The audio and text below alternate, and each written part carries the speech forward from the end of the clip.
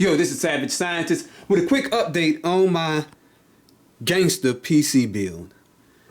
Some of the updates include replacing the power supply. People said that the last one was garbage, so I took y'all advice and replaced it. Got this thing in here, this the Corsair, and let's turn everything on.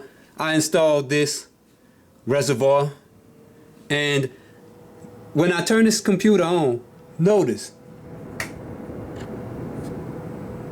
the CPU is not plugged in. This is just the default lighting. I'm gonna put that radiator right here, and I'm gonna run the tubes and install Windows on this bitch. So, Windows 11. So, till I make my next video, this the Savage Scientist. Peace out.